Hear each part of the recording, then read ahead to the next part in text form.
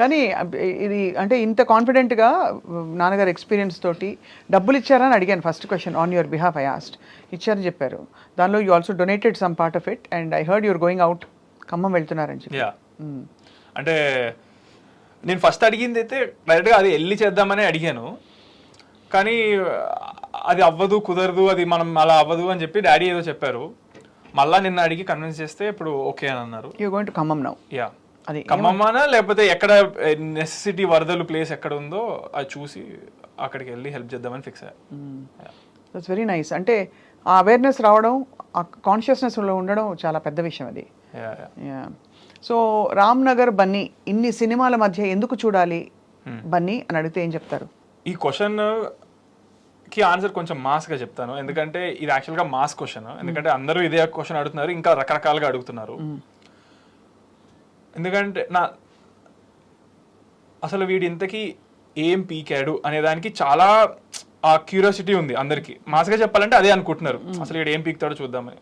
So ఏం పీకైనా చూడడానికే చూడమంటా నేనైతే రామ్నగర్ బన్నీ. నేను అడిగింది ఇంకో కొంచెం ఏంటంటే, ఈ సినిమా ఇప్పుడున్న టైంలో ఇట్స్ అన్ ఎంటర్టైనర్. ఈ మధ్య కాలంలో ఇలాంటి సినిమాలు రాదు, బికాస్ ఒక సినిమా ప్రోడక్ట్ లాంచ్ చేసినట్టే కదా.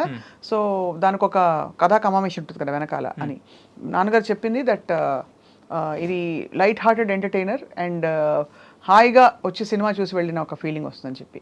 వాట్ ఈస్ యువర్ టేక్ అని? Firstly this film can be watched by any age person. Secondly mostly ఈ యూత్ బాగా కనెక్ట్ అవుతారు. Like my generation people they will have really fun. నేను ఈ cinema తీసినప్పుడు కూడా ఎవ్రీ సీన్లో కానీ ఫ్రేమ్లో కానీ what was in my mind అంటే సబ్ టైటిల్స్ వేసుకొని చూస్తే ఎక్కడ ఉన్నా కానీ ఎంజాయ్ చేయగలగాలి ఆ సినిమా. అంటే ఇంగ్లీష్ వాళ్ళు హాలీవుడ్లో if people in the US watch it, other language people, other country people, they should be able to enjoy it అనేది మైండ్లో పెట్టుకొని చేశాను. సో అలా అంటే క్రింజ్ ఉండకూడదు అనే టైప్లో చేశాను. రైట్. టైమింగ్ అది అండ్ ఆల్సో అన్ని బాగున్నాయి అంటే డైలాగ్స్ అవి. So there is a lot of relatability for youngsters. So అది ప్రభాకర్ గారు ఇంతసేపు మేము ఇద్దరం మాట్లాడుకున్నాం. ఇప్పటిదాకా నేను మాట్లాడాను కదండి, మీరు ఎలాగో ఇద్దరితోనూ మాట్లాడాలి. అవును, తను మాట్లాడుతున్నాడు కాబట్టి. సో అందరం వెయిట్ చేస్తున్నాం.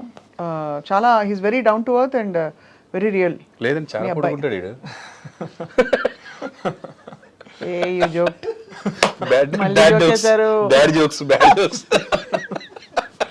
మీరు ఇందాక స్టాండప్ అంతా బెంచ్ అంటే ఆల్రెడీ కింద నిలబడుతున్నాడు, బెంచ్ నిలబడుతున్నాడు, ఇక్కడ నిలబడితే లైట్ తగులుతారు. నేను ఎక్స్పెక్ట్ చేయలేదు. You look taller in person, much taller. Both అండి. My daughter also 5'8". Oh, she has a very good height. What is staple food ఇప్పుడు డైటింగ్? నో, ఏది పడితే అది తింటాను, బట్ షుగర్ ఒక్కటే ఆపేసాను. White sugar. నేను వీళ్ళ హైట్ కారణం ఏమనుకుంటానంటే వీళ్ళు జిమ్నాస్టిక్స్ బాగా చేసేవాళ్ళు. జిమ్నాస్టిక్స్ లో కంపల్సరీ స్ట్రెచ్చింగ్స్ ఉంటుంది బాడీ. జనరల్గా ఎవరైనా హైట్ పెరగమంటే అదే స్ట్రెచ్ చూపిస్తారు, ఇట్లా ఇట్లా నిలబడమని. వీళ్ళిద్దరు చేసేవాళ్ళు. వీడు చేస్తున్నాడని అది కూడా వీళ్ళు చేసేది. ప్లస్ ఈ చికెన్ బాగా తినేవాళ్ళు అండి. ఎవ్రీ అంటే 3 పూటలు చికెన్ మళ్ళీ చికెన్తో పాటు ఆమ్లెట్ కూడా అట్లా. సో అది కూడా ఎఫెక్ట్ ఏమో. All protein, full protein food. అదే ఆల్మోస్ట్ 4 years అనుకుంటా మధ్యలో. ఆ 4 years టైంలో every single day I ate chicken. నేను మా ఆవిడ చాలా వరకు వెజ్ ఇష్టపడతాం, వీళ్ళిద్దరు నాన్ వెజ్. అంటే ఓన్లీ చికెన్. మళ్ళీ వీళ్ళకి మటన్ తెలియదు, ఫిష్ తెలియదు, ఏం తెలియదు. నాకు తెలుసు, అంటే ఎక్కువ తీసుకోరు అవి. అది తీసుకోరు. మటన్ ఫిష్ తక్కువ తింటారు, ఎప్పుడో ఒకసారి. చికెన్ ఎక్కువ చికెన్. సో అలా now without chickening you are coming out again attitude star గా. No, I was always out. I never chickened out. But in 2 years I decided to be silent. I chose to be silent. So ఒక్కసారి can you do that not step in your style? ఇక్కడ ఎట్లా చేస్తా? ఎలాగైనా చేతిలో చెప్పచ్చు కదా, ఏముంది. ఇప్పుడు నేను చేతితో చేసి చూపించిన నాటు సినిమాది నాటు అయిపోయింది అంతే. అలాగా నాకు డాన్స్ రాదు కాబట్టి, నాకు పాట వచ్చు. సో యూన్లీ అంటే ఊరికే నాట్ స్టెప్. సినిమాల స్టెప్ మనం చేయలేదు కదా, చేయలేదు. నేను చేసేది మొత్తం ఫ్లోర్ మూవ్మెంట్ ఉంటుంది. అది మీరు ఫ్లోర్ మూవ్మెంట్ చేయమంటున్నారేమో అనుకున్నా ఒక సెకండ్. అందుకే ఎట్లా చేయాలి ఇక్కడ అని అడిగా. లేదు ఆ నాటు నాకు రాదు. నేను నిజంగా నా సినిమాల్లో డాన్సులు కూడా నేను చాలా బాగా చేశాను అని అంటున్నారు అందరూ. But I practice it a lot. నేను ఇప్పుడు జూనియర్ ఎన్టీఆర్ గారు లాగా లేదా అల్లు అర్జున్ గారు లాగా వాళ్ళు they do very little practice అని అంటారు. బట్ నేనైతే ఒక మినిమం 4-5 days ఫుల్ ప్రాక్టీస్ చేస్తేనే వస్తుంది నాకు. Who is the best dancer according to you? Junior NTR. అవునా? Bunny also dances very well. ఎవరు? ఆఫ్ కోర్స్ మన బన్నీ. బన్నీ అసలు ఎంత అసలు లేదు ఎక్స్ట్రాడినరీ. మీరు నా ఒపీనియన్ లో బెస్ట్ అనిపిస్తే నేను జూనియర్ ఎన్టీఆర్ గారు అంటాను. మెగాస్టార్ అంటే నెంబర్ ఇవ్వాలి అంటే మీరు అలా వస్తది. అదే కరెక్ట్. లేకపోతే మెగాస్టార్ గారు లేకపోతే రామ్ పోతినేని గారు కూడా సూపర్ డాన్స్ చేస్తారు, నాకు చాలా ఇష్టం ఆయన డాన్స్. అసలు ఇస్మా శంకర్ 2 లో అయితే అద్దరు కొట్టేసారు డాన్స్. బన్నీతో ఏమవుతుందంటే డాన్స్ తో పాటు మీకు ఫీట్స్ ఉంటాయి. And expression. జూనియర్ ఎన్టీఆర్ దాంట్లో ఓన్లీ డాన్స్ ఉంటుంది, ఫీట్స్ ఉండవు. జిమ్నాస్టిక్స్ ఫీట్స్ కానీ లేచి పడ్డాలు కానీ ఇవన్నీ మిక్స్ ఉంటాయి మన బన్నీ గారి దాంట్లో. సో ఇది కొంచెం డిఫరెంట్. డాన్స్ అంటే పక్కా డాన్స్. వీళ్ళ జనరేషన్కి జూనియర్ ఎన్టీఆర్ గారు, అన్ని జనరేషన్స్కి అయితే మెగాస్టార్ గారు. ముందు జనరేషన్స్కి రాబోయే జనరేషన్స్ టాప్ మెగాస్టార్. మెగాస్టార్ గారు. నాన్నగారి పేరు మెగాస్టార్ అని తెలుసు కదా, బుల్లితెర megastar. No but we're really looking forward. ఈ సినిమా రావాలి, అందరినీ అలరించడమే కాకుండా ఈ యాటిట్యూడ్ స్టార్కి యాటిట్యూడ్ ఉండే ఫిల్మ్స్ క్యారెక్టర్స్ ముందు ముందు వచ్చి సార్థక నామధేయులు అవ్వాలని చెప్పి. స్వప్న గారు ఒక మంచి మిమిక్రీ ఆర్టిస్ట్ కూడా. ఒక 2 క్వశ్చన్లు మీరు స్వప్న గారి లాగా కాకుండా మిమిక్రీ ఆర్టిస్ట్ లాగా అడగండి, చూద్దాం. అంటే మీ ఇష్టం, ఎవరిలో అడుగుతారో అడగండి. నేను అడగనా? మీరే అడగండి. మీరు ఇప్పుడు అడిగే క్వశ్చన్స్, ఎందుకంటే ఇది ఎంటర్టైన్మెంట్ కాబట్టి మా సినిమా ఎంటర్టైన్మెంట్ వేలోనే ఫినిష్ చేద్దాం. తన ఒక క్వశ్చన్ ఏదన్నా ఒక వాయిస్తో అడగండి, నన్ను ఒక క్వశ్చన్ ఏదన్నా ఒక వాయిస్తో అడగండి. మీ ఇద్దరు చొక్కాలు చూస్తుంటే నాన్న ఎవరు కొడుకు అర్థం కావట్లేదు ఆయన. తెలుసా? అవునా? అయితే ఓకే. ఓహో, తను భానుమతి గారు లాగా అడిగితే బాలకృష్ణ. ఈ మంగమ్మ గారి మనవాడు కదా మరి. ఆవిడ గుర్తు చేసుకోవడమే ఆనందంగా ఉంది. Such a celebrity she's. హీరోలు ఎన్టీఆర్ లాంటి వాళ్ళే పెద్దవాళ్ళే భయపడేవాళ్ళు అంట ఆవిడకి, అంత మంచి యాక్టర్ ఆవిడ.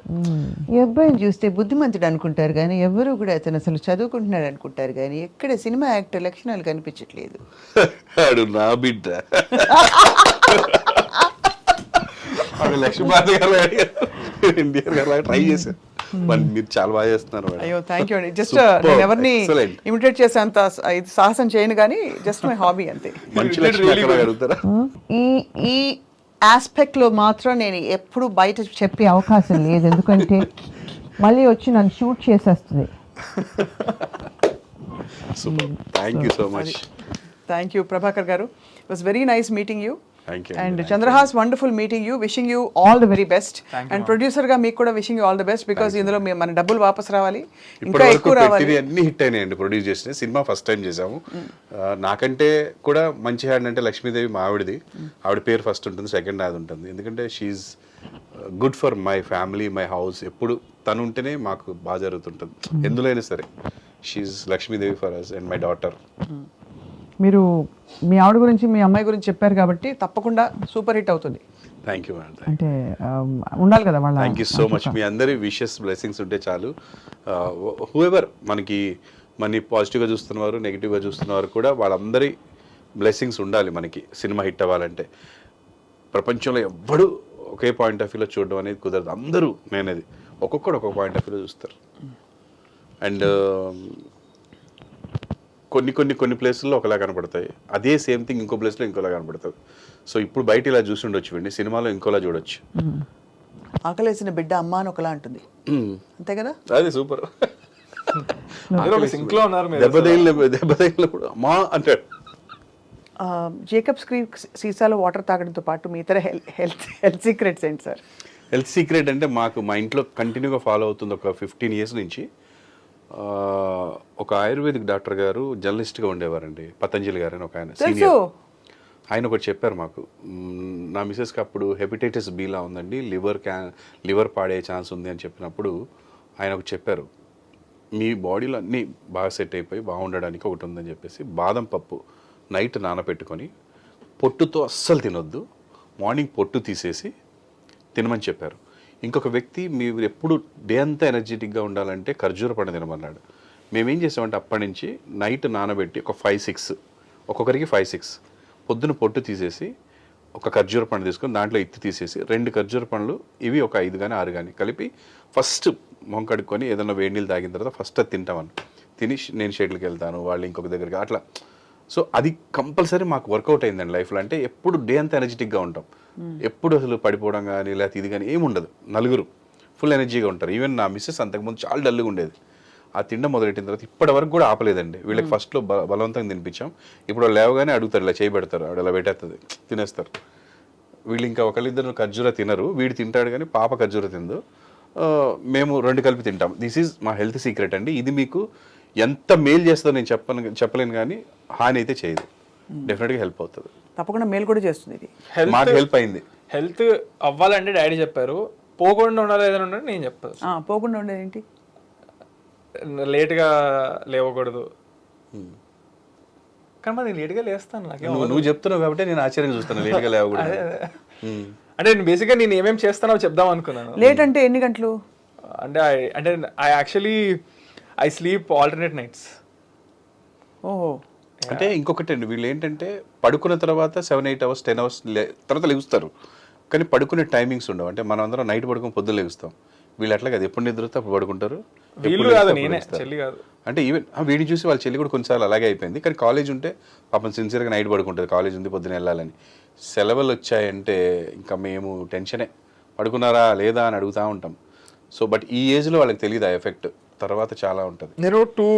మాకేమో కష్టపడి పడుకునే ఛాన్స్ దొరకట్లేదు, వీళ్ళకి టైం ఉన్నా పడుకోకుండా టీవీలు చూడడం, సినిమాలు చూడడం అంటే ఉంటుందిలేండి. వాళ్ళకి కూడా ఎక్సైట్మెంట్, నిద్ర పట్టదు. అవును, ఏదో నేర్చుకోవాలి, ఏదో చేయాలని ఉంటుంది. సో అది I understand that. And I don't know, maybe I have insomnia అనుకుంటా, మేబీ. ఎందుకంటే అసలు నిద్రే పట్టదు, పడితే గనక మళ్ళా ఇంకా పడుకుంటా 24 hours పడుకుంటా. అది ఇన్సోమ్నియా కంటే కూడా I think irregular sleep patterns.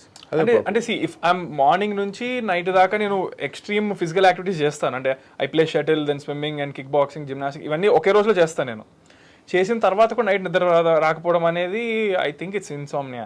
అంతేనా? అంతే కదా, అంటే వెరీ టైర్డ్. బెడ్ ఎక్కేదాకా ఓకే పడుకోవాలని ఉంటుంది, బెడ్ ఎక్కిన తర్వాత అసలు నిద్రే రాదు. ఏం ఆలోచనలు వస్తాయా? ఏదో ఆలోచిస్తా ఉంటాను. యాక్టర్ అని తెలుసు నాకు, ఇప్పుడు డాక్టర్ అని కూడా ఇప్పుడే తెలిసిందండి. ఆడే చెప్పేస్తున్నాడు ఇన్సోమ్నియా. మేబీ అన్నా నేను. ఉండాలి ఈ మాత్రం డిషం ఉండాలి నిద్ర మీద. కానీ నిజంగానే వాళ్ళు నోటీస్ చేస్తే you're wearing checkered shirt which is very sober and ఇది. Your dad's wearing red and black. Red is my favourite. Red is my favourite too. We buy all red only. ఏమైనా వెహికల్స్ కొన్నా ఏదైనా కొనుక్కున్నా red కొంటాం, వేరే colour పోం అసలు. అంటే రెబల్గా కూడా ఉంటుంది కొంతమందికి, అది తెలియదు ఎందుకో, అదే ఇష్టం.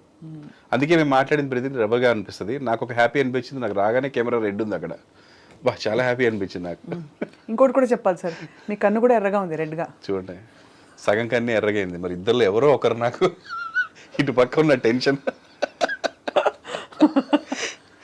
This is because of surgery. ఇంకొక 1.5 month ఇలాగే ఉంటుంది. మీరు తొందరగా కోలుకోవాలి. అక్టోబర్ 4th రెడీ అయిపోవాలి. అగైన్ ఆపరేషన్ చేసి అది తీసేయాలి ఆయిల్. దట్ ఒక 10 days ఫ్రీ కావాలి. ఇప్పుడు ఫ్రీ లేదు, ఫ్రీ చేసుకొని ఒక 10 days కదలకుండా ఉండాలన్నమాట. చేసి దాన్ని ఆయిల్ పుల్లింగ్ అంటారా sir? Oil pulling is will do with, ఇది కూడా అలాంటిదే. జోక్గానే తీసుకోండి అందరూ, ఎందుకంటే this is very serious thing. Oil pulling అంటే అది కూడా మంచిది, హెల్త్కి సంబంధించిందేనండి. ఒకప్పుడు ఏదో సినిమాలో ఆయన చేసేవాడు, చంద్రమోహన్ గారు. That is oil pulling. ఇప్పుడు ఆయిల్ పుల్ చేయాలి, నాకు లోపల పెట్టారు, తీయాలి. ఒక సీజన్లో అండి, ఇప్పుడు ఆయిల్ తాగేది ఒక సీజన్ వచ్చింది, ఇంటర్మీడియట్ ఫాస్టింగ్ ఒక సీజన్ వచ్చింది, ఆయిల్ పుల్లింగ్ అంతా ఒక సీజన్ నడిచేది. మీరు తగ్గిపోతారు, సన్నగైపోతారంటే ఇంత ఆయిల్ పోసుకొని దాన్ని ఊది చచ్చిపోయేటోళ్ళు జనాలు. కానీ ఎల్లప్పుడూ ఉండేది ఒకటే పుల్లింగ్, లెగ్ పుల్లింగ్. అంతే కదా. People will do that easily. Actually దానికి అసలు ఎవరికి టైట్నెస్ అనిపించదు. కావాలంటే ఒకసారి చేసినప్పుడు ఇంకోసారి చేయకుండా ఇంకొకరు లెగ్ పుల్లింగ్ చేస్తారు. అంతే. Such a hearty session. Thank you Prabhakar గారు. Thank you so much. Thank you madam. Thank you.